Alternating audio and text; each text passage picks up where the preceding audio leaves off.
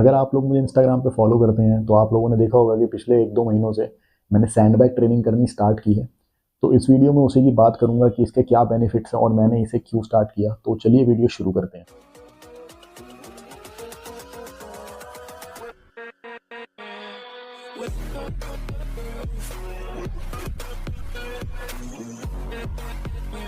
तो sandbag training में basically हम डंबल्स या बारबेल वगैरह से एक्सरसाइज नहीं करते, हम एक सैंडबैग से करते हैं। एक बैग होता है और उसके अंदर सैंड होती है और हम उसे लिफ्ट करते हैं। अब इससे काफ़ी एक्सरसाइजेज की जाती हैं।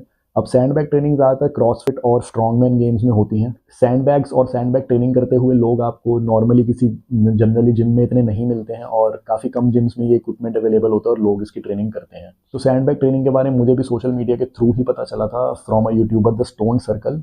उनका पूरा चैनल सैंडबैग ट्रेनिंग के ऊपर ही है, तो मेरे को काफ़ी अच्छा लगा वो देख के और मैंने ये ट्रेनिंग स्टार्ट की।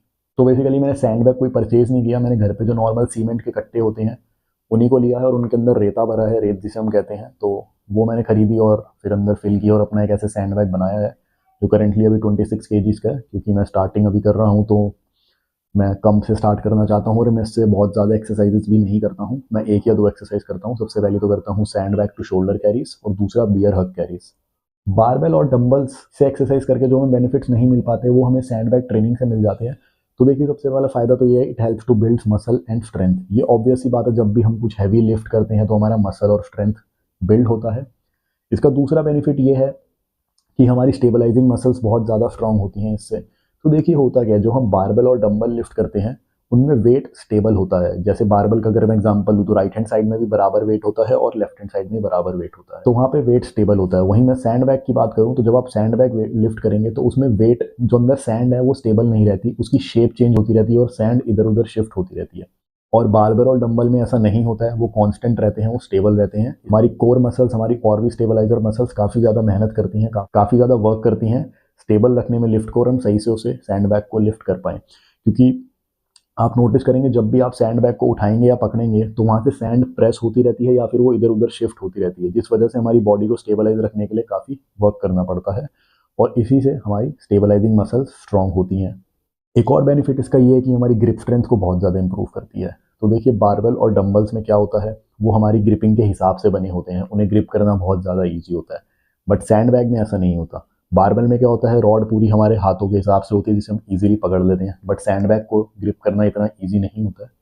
स्टार्टिंग में जब मैं बियर हग कैरीज करता था तो उसमें मुझे ग्रिपिंग करने में इशू होता था थोड़ा, क्योंकि कभी ऐसे ऑब्जेक्ट्स लिफ्ट नहीं करें। काफ़ी ऑड ऑब्जेक्ट था ये मेरे लिए, क्योंकि बारबेल और डंबल इतने ऑड नहीं होते, ईजी होते हैं लिफ्ट करना।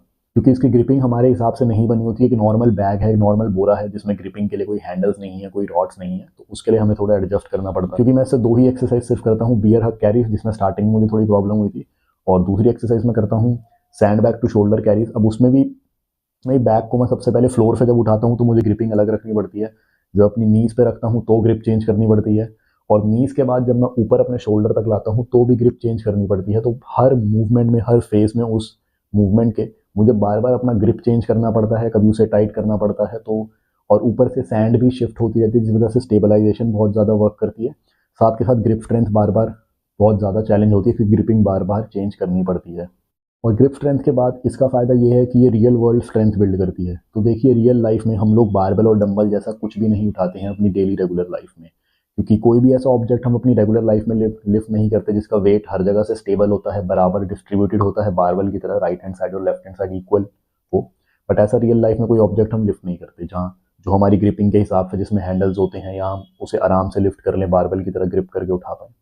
तो सैंड बैग कुछ वैसा ही होता है, इसमें ना ही हैंडल्स होते ग्रिप करने को, इसका वेट भी स्टेबल नहीं होता, इधर उधर शिफ्ट होता रहता है, तो बहुत ज़्यादा डिफरेंस आ जाता है। क्योंकि मेरा सैंड बैग अभी सिर्फ 26 किलो का है।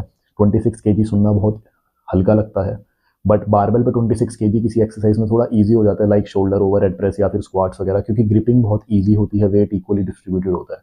बट सैंड बैग में ऐसा नहीं है। सैंड बैग में वो 26 केजी इधर उधर शिफ्ट भी हो रहा है, ग्रिपिंग भी करनी है, स्टेबलाइज भी करना है, तो बहुत चीज़ें हो जाती हैं। रियल लाइफ में भी ऐसा होता है, कोई आपको इतना ईजी ऑब्जेक्ट नहीं मिलता लिफ्ट करने को।